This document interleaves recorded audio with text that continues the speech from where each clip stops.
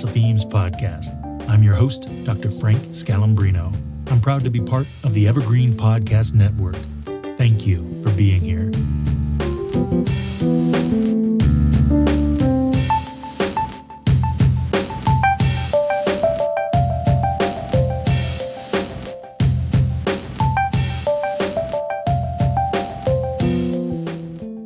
All right, so according to Google, Dr. Robert Sapolsky is, quote, an American academic and neuroscientist. He studied baboons for almost 30 years, starting in the late 1970s and continuing into the early 1990s, spending several months each year observing the same troop in the Serengeti plains of Africa, end quote. Coincidentally, today is the exact day Dr. Sapolsky's best-selling book was published last year, October 17th, 2023. His book is titled Determined, A Science of Life Without Free Will.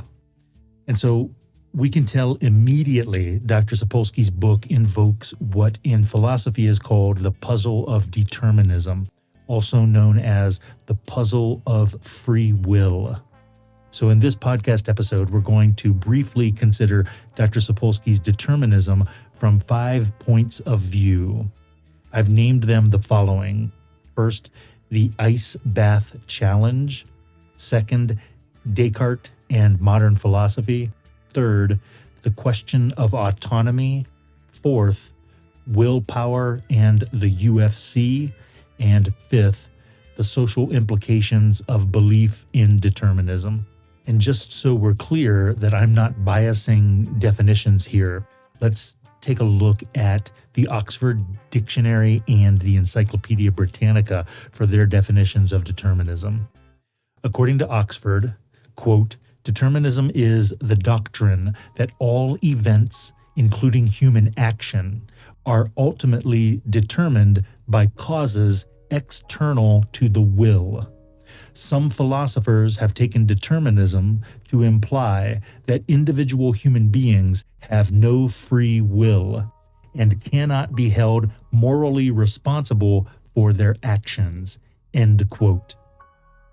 And according to the Encyclopedia Britannica, quote, determinism in philosophy and science is the thesis that all events in the universe, including human decisions and actions, are causally inevitable. Determinism entails that in a situation in which a person makes a certain decision or performs a certain action, it is impossible that he or she could have made any other decision or performed any other action. In other words, it is never true that people could have decided or acted otherwise than they actually did. End quote.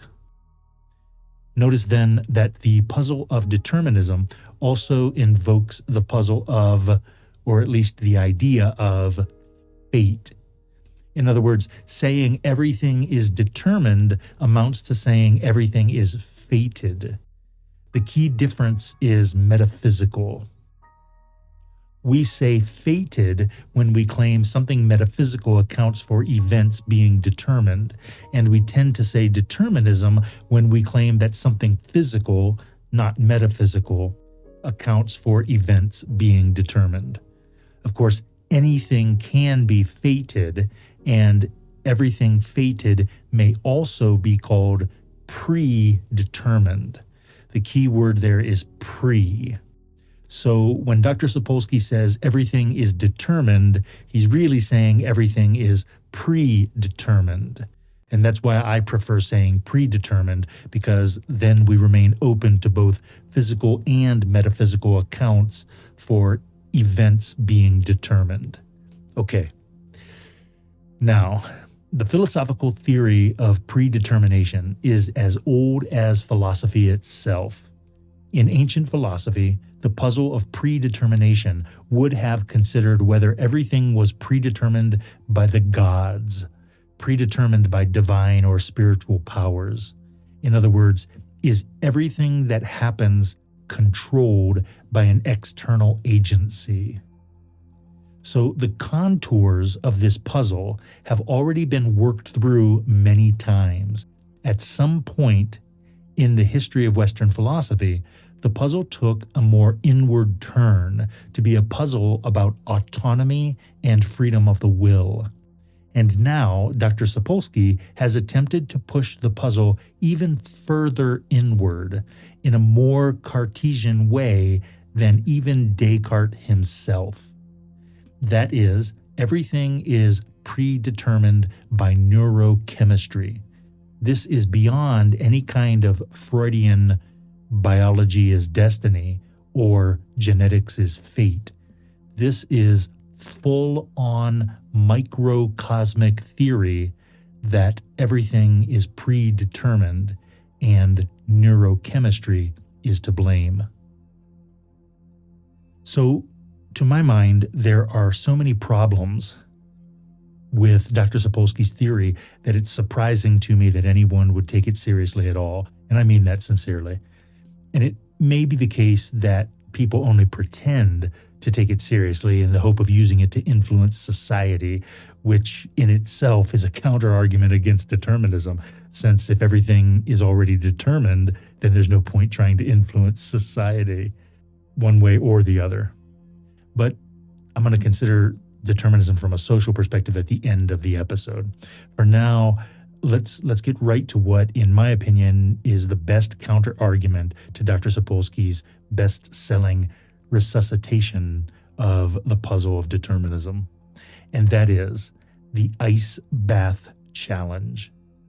Anyone who has ever submerged themselves in an ice bath or even just stood in a really cold shower knows that the experience makes you want to get out of the ice bath or out of the cold shower as quickly as possible.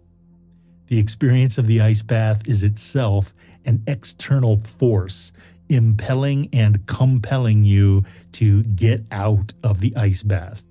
However, as all athletes know, you can use your will to resist the desire and the impulsion and the compulsion and even the pain of being submerged in ice.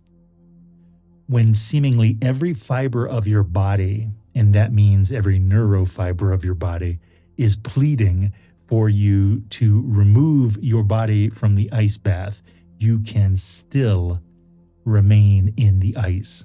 So the ice bath challenge is sufficient to persuade me that Dr. Sapolsky is wrong.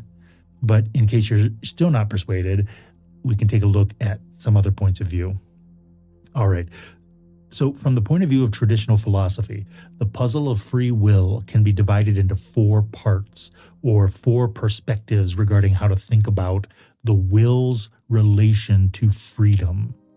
So the first is deterministic, and it suggests that judgment does not control the will.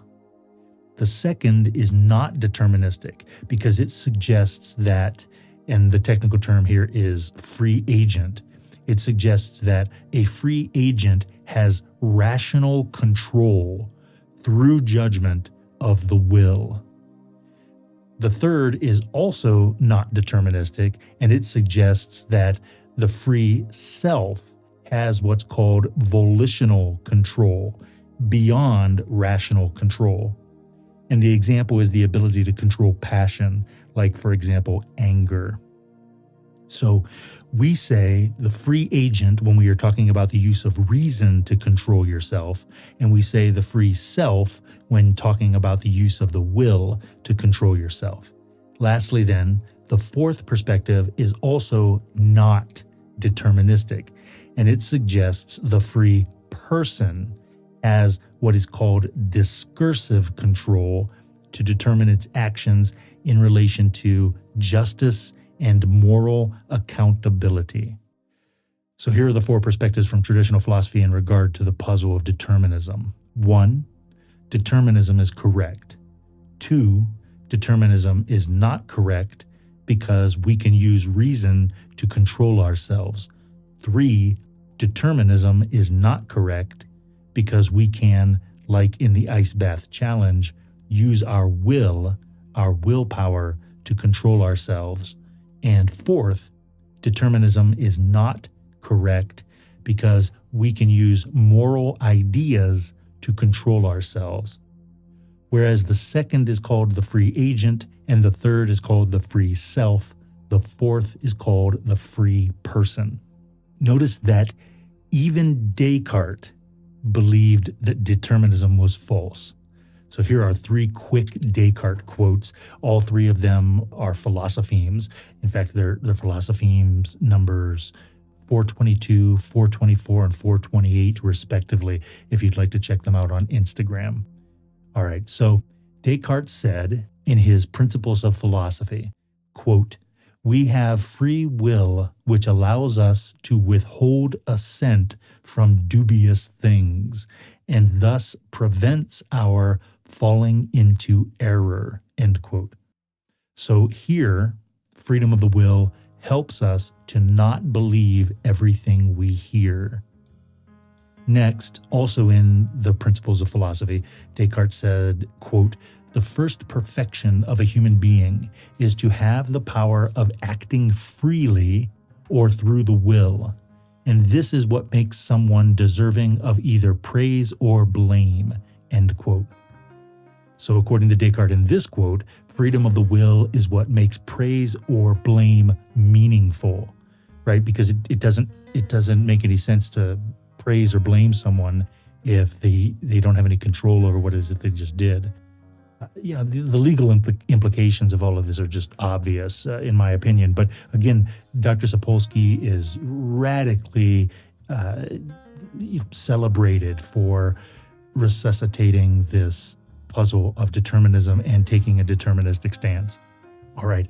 Lastly, according to Descartes in his Meditations on First Philosophy, quote, "The will consists in this alone, that we can either do or not do something. Put another way, we are inclined to an action that the intellect puts forward for affirmation or denial, or for pursuit or avoidance, in such a way that we experience ourselves determined by some external force to perform the action or not," end quote. So, according to Descartes here, freedom of the will refers to how we respond to our impulses, habits, meaning-making, and neurochemistry. All right, how about the question of autonomy then? Let's consider the next point of view, which is the question of autonomy. Autonomy comes from the ancient Greek words for self and law. In other words, as Immanuel Kant and Nietzsche both emphasized, to be autonomous is to give laws to yourself, to decide what rules will govern your being in the world. Just last week, Elon Musk revealed his new autonomous Tesla taxi. And the idea that Elon Musk's new taxi is autonomous, but Elon Musk isn't, is just silly. For Dr. Sapolsky, or really anyone for that matter, to suggest that a car is autonomous, but the people who built it are not, I mean, that sounds too wrong-headed to be anything other than surrealism. Sapolsky is like the Salvador Dali of science. It's just silly. Okay, so here is a fourth standpoint regarding the puzzle of determinism. Willpower and the UFC. Recall, according to traditional philosophy, I mentioned this in the Heidegger's Hammer YouTube video, the will and the spirit are the same thing from two different points of view. And in athletic competitions, especially in combat sports, the same thing is often referred to as heart. So if we just randomly pick some UFC events, right? So the last UFC event was UFC 307, Pereira versus Roundtree. And Khalil Roundtree Jr. is just a beast. And that's absolutely a compliment. He survived 4 rounds with Alex Pereira, and he took a tremendous amount of punishment in the process. So anyone who thinks that Khalil Rountree doesn't have heart or doesn't have spirit is, again, just silly. Rountree could have given up way before going down in the 4th round. Or another example, the recent UFC Fight Night 243, also known as UFC Paris, Money Moicano versus Saint-Denis. Moicano fought 2 rounds against Saint-Denis, who is ex-French Special Forces, and won by TKO after the 2nd round, won by technical knockout after the 2nd round. And Renato Moicano fought the entire fight with a broken collarbone. I mean, can you imagine that? The ice bath challenge is bad enough, but can you imagine cage fighting a special forces operator for 10 whole minutes with a broken collarbone? You can see the x-ray online. It looks like it was ready to pop out of his skin. And he didn't just survive 2 rounds with Saint-Denis. Moicano won the fight. So it's just silly to try to say that Moicano doesn't have willpower. Lastly then, the social influence of deterministic philosophy, this last standpoint on the puzzle of determinism. Okay, so the social influence of deterministic philosophy. If you consider who is promoting determinism these days, if you consider that long enough, you'll notice consistent similarities regarding their politics. And I mean this strictly in a philosophical light. So we can ask ourselves, what is the value of trying to convince persons that they do not have free will? And the answer that immediately springs to mind is that if you can convince someone that they aren't really deciding for themselves whatever it is that they're doing, then they may be less resistant to you deciding for them what they should do. Can you imagine? Look, the only reason you don't like being hit with a baseball bat is because your dopamine and norepinephrine are telling you that you don't like it. But listening to them has caused you countless pains. What if you stop listening to them? Maybe the world would be a better place. Now, stop moving so we can hit you some more with this bat. Your consciousness has simply been colonized by dopamine and norepinephrine, causing you to privilege not being hit by a bat. But you can fix that right now if you just stop moving so we can hit you with this bat. Why else are so many resources being spent to influence society to believe in determinism? You may be tempted to say that academics like Sapolsky and Zizek push determinism because they are motivated to give an accurate account of reality. But Zizek is infamous for repeatedly saying that he doesn't care whether he accurately accounts for reality or not. So what do you think? If your neurotransmitters will let you, then drop a comment. I'd be happy to hear your thoughts. Let me know what you think about this. And remember, the next time you're asked, tell them your neurotransmitters made you do it.